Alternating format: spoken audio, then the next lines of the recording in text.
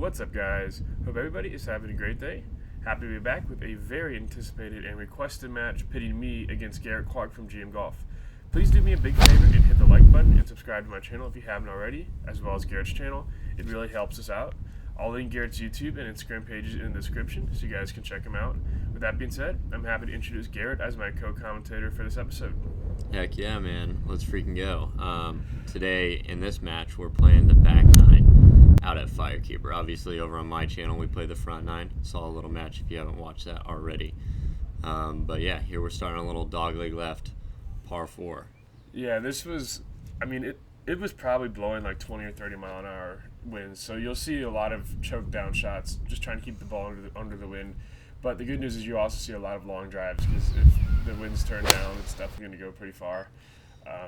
This had really been a great match. I won't spoil the front nine at Garrett's channel, but all I will say is that it was very close. And I'll link that video as well in the description if you guys want to check that out. That will be part 1 of our match. And yeah, this was a ton of fun, and it was really good to be able to get this video out. I think it was something a lot of people would want to see.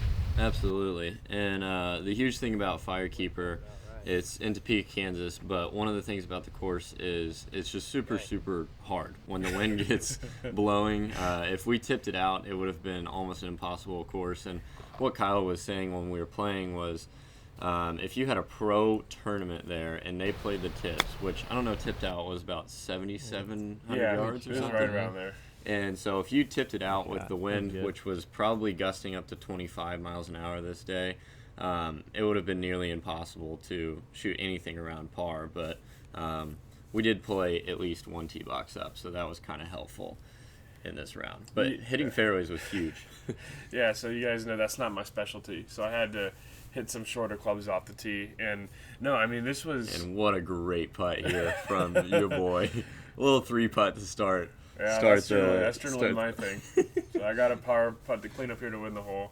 And we just kind of played straight up, and I mean, it was a really great match. And I was really happy to finally get a chance to pull out the big stick. I hit a couple drives in the earlier match, but with that wind, I really had to be careful to lay it down a little bit. That was bomb. This was like straight downwind, a tight hole too. So he gets up there with driver and straight up intimidates me by hitting that bomb. And I'm just standing here like, all right, I'm going to hit a little 2-iron, just try and get one in play. After seeing that, it's pretty much game over for my mentality. But I still had a good shot, which I was playing happy smart. about. I mean, one of the things I always feel like people underestimate the power of keeping the ball in front of you despite someone hitting it past you. Like, playing against people that hit it a little bit shorter than me, I've actually found that as long as they keep it in play and don't try to chase distance with me, like, I found people like that to have a lot of success against me.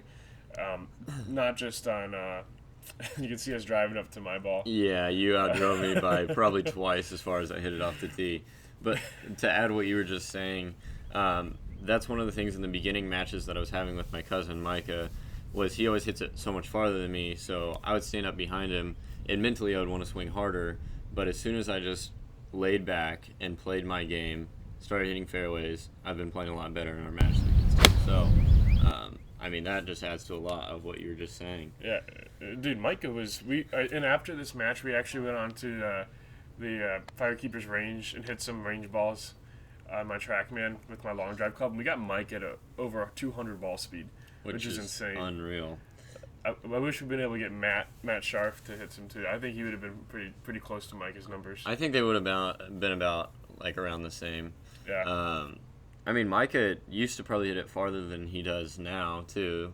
Back when his swing was trash, he had like way too much lag and super handsy. But now he just dialed it back to play better golf. And that actually adds to what you were saying. Was, if you were trying to compete on the tour, for example, you would want to dial back your speed just so you would have less of a crazy miss, because when you're swinging so hard, whoa.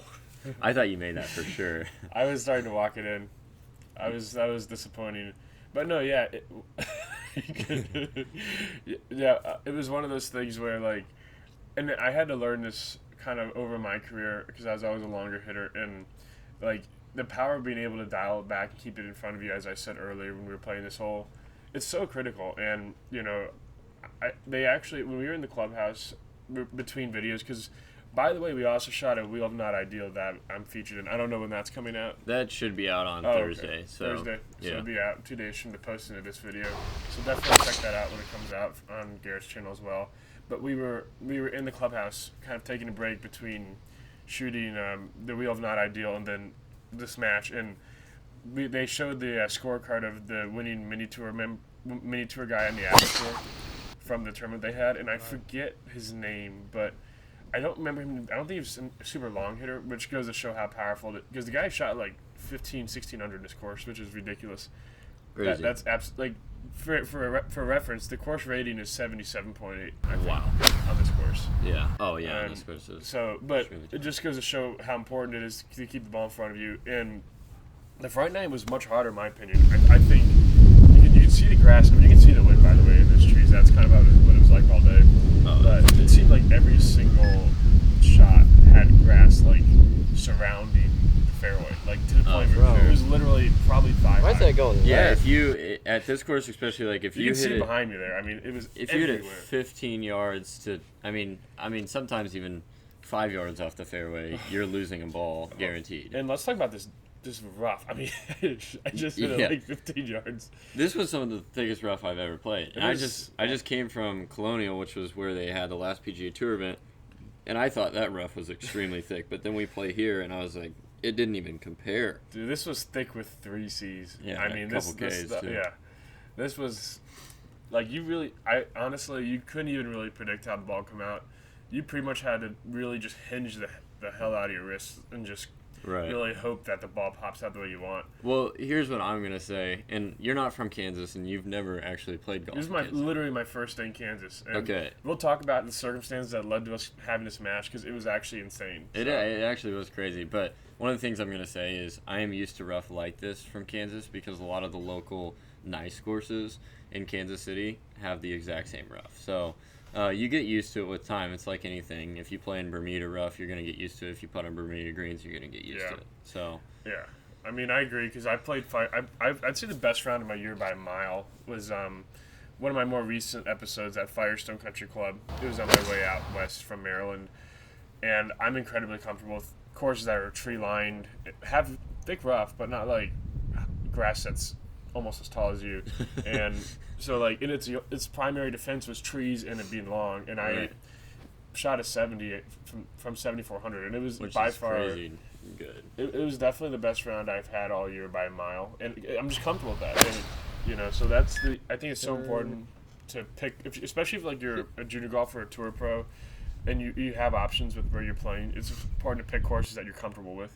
And there's Garrett. He came so close to holding this out. I thought the pin was further back, and as the ball was rolling, I thought that was about to go in. It was, I mean, and can we just talk about, like, I don't want to brag or anything, but I feel like both of our swings just looked like really solid in today's video. Like, our tempo was really dialed in, and I feel like we were really putting a lot of good swings on. Oh yeah, I think I think the win really forced us to kind of get our swings locked in. Like I think the Wheel of Not Ideal kind of got us locked in for the rest of the match. It got us warmed up a little bit. I already know that literally the first shot of that thing was me, and I'm not gonna spoil it for you guys, but you guys are gonna be laughing so hard after like the first 30 seconds of that video. That was a good one. But honestly, like it's crazy because like I think this is our third video we filmed together, and every single time the circumstances have been like just lined up perfectly. Like we just literally, none of this was planned. Like we would literally, someone would get a hold of each other like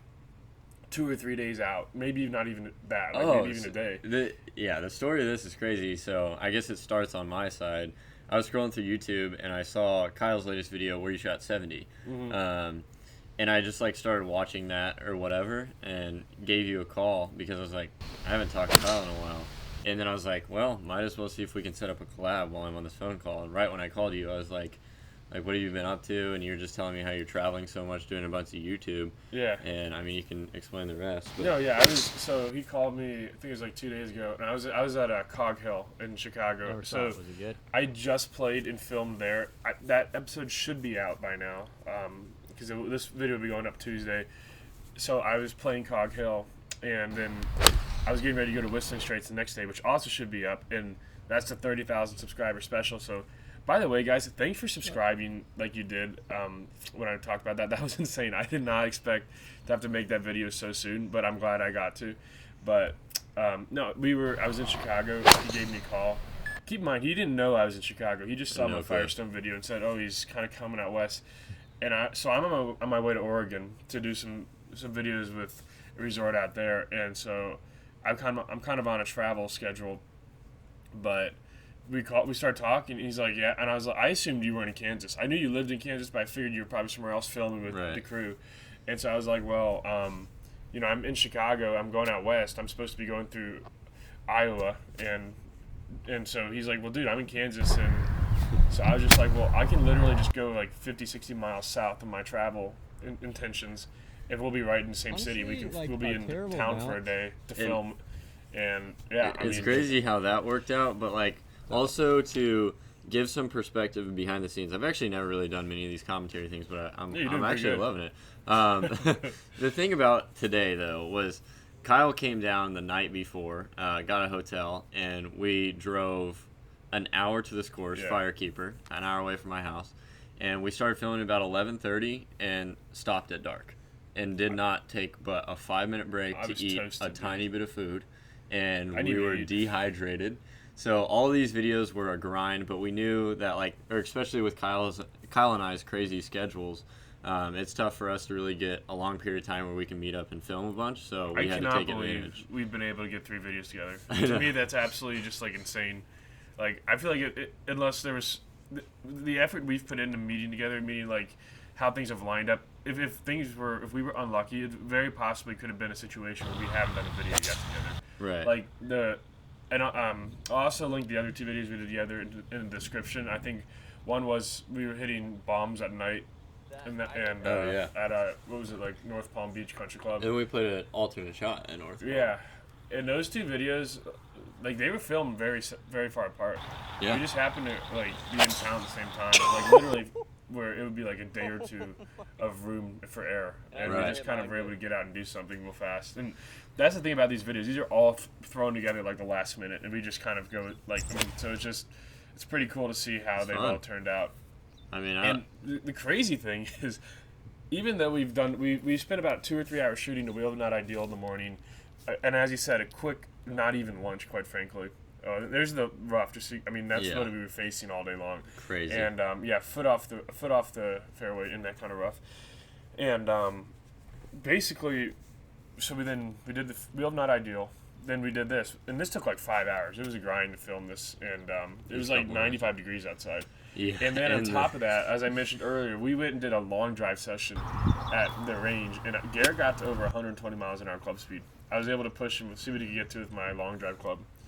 That's not much of anything, but I was very proud of the number because that's what we were going for, and I finally got it, and I was extremely happy. So that's all that matters. Yeah, I was actually probably the fastest I've ever been in my life that night. Like, Kyle, let me just say this. If you guys have never played this course, through the range at about 370 yards, there is a road. And Kyle was quite literally carrying the road. That just puts it into perspective because he was using range balls, and it wasn't downwind. So he was absolutely bombing it.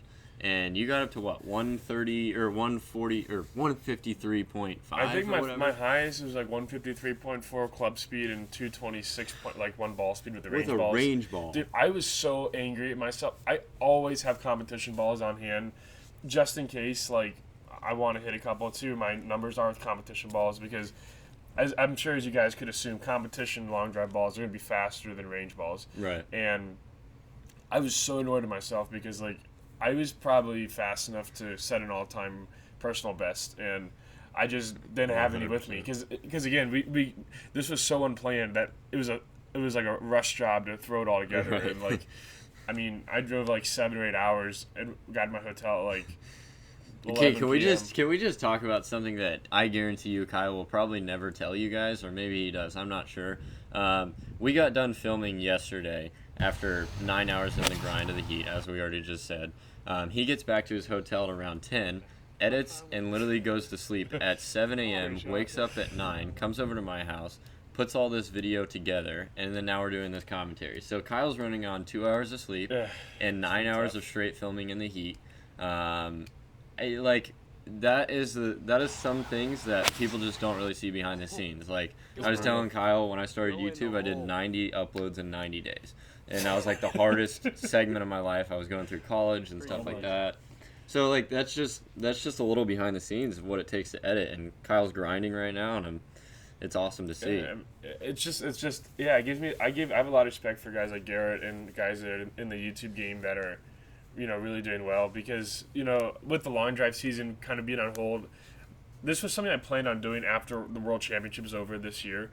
But given the status of the sport, I figured, you know what, I think I'm coming up on 2.5 months of being on YouTube now. And so I just said, you know what, I'm just going to start it now. This was back in March. And I didn't know what I was getting myself into. The first 2 weeks were a nightmare learning how to, because I didn't even know what trimming a clip meant. It's crazy how fast you picked it up. My viewers, I'm sure you guys watching will kind of can probably pick up on how I've added a feature here, added a feature there. It's kind of been like a really slow build up to where I am now. And obviously I want to keep improving the quality of the content, but no, it's tough, man. I mean, it's definitely a grind, especially when you're doing it all on your own. But yeah. I mean, I love doing it, and it definitely, it's great to see how many people are enjoying the game and enjoying watching you and me play. And one of the things that really keeps me going is seeing like comments like guys who are saying like, this is getting them to pick up a club again, or pick up a club for the first time. Right. And I think when it comes down to it, that's what our purpose is to provide golf entertainment. I liken it to this, like, the PGA Tour, they're entertaining in the sense that they show people what it's like to play the best golf in the world. Yeah. And we're entertaining in the sense that, we're more, I don't want to say we're more relatable, because I don't want to put words in people's mouths, but I feel like we have this ability to kind of, I guess, interact with people in an even more personal way. Yeah, in a way that I feel like maybe some others wouldn't be able to do. And I'm just very thankful to have this platform to be able to put out this information and entertainment for the people who are enjoying watching. Like, that's the biggest thing about it is, like, I think you just talked about this, but reading all the comments of people saying how much they're enjoying it or whatever, or getting back into the game of golf, or just now starting golf, just from watching our videos, is like, that's really inspiring to me, and it makes me want to work harder to get content out there, just knowing that people are enjoying it. So yeah, I mean, and that's definitely been a huge motivator for me as well, because it gives me the ability to reach more people and not only grow golf but grow long drive. I really do want to. One of the biggest reasons I do this is so I can keep the sport going, long drive going, especially in these uncertain times. And so it's given me a great platform. I know it's given you a great platform. And I'm just now looking. The match is really actually starting to heat up pretty good now. I think this was one of my favorite holes, because it was an ironable hole. And I just realized something. This could almost be like a podcast sort of thing, because we're talking about totally random behind the scenes things as you guys are watching us play a match, and I wouldn't be opposed to hearing some of your thoughts in the comments down below as to if you guys like this or not. But I know you guys enjoy Kyle's commentary. What a putt by Kyle! But like, I just noticed how, like, we're not even talking about the match, but I'm really enjoying this. So hopefully you guys are too. Yeah. And I mean, the par putt right there didn't matter because Kyle freaking made it. Yeah. That was probably the one putt I was happy to have made all day. And now, last hole, one down. I have to make a comeback. I got and of course, this is what I see on the tee right when I'm needing to come back. I mean, you guys, like, just go ahead and how can you compete with that when you're freaking one down? When you three putt, sometimes the door's open. Yeah, that's true. Three putted the first hole. Dude, you were hitting it straight. You were really hitting it straight in this match.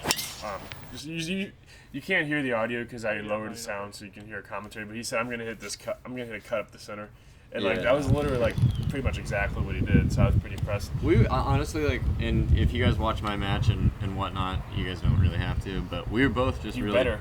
Yeah, we were both really dialed, and it was a great day on the course. So I'm very happy with how we played. I'm very glad you convinced me to play from 2 tees up, because I don't think this would have been very enjoyable from the tips. If we would have played the tips, I'm just gonna be honest, I probably would have stood less of a chance because I'm not hitting it. No, I'm just kidding. But honestly, if we're playing 7,600 yards, I'm at an instant disadvantage because I'm hitting it 100 yards shorter than you. It would have been brutal, man. But it would have been tough for both of us to even put it in play every hole. You know? Oh, absolutely. I mean, it would have forced us to hit a lot longer clubs.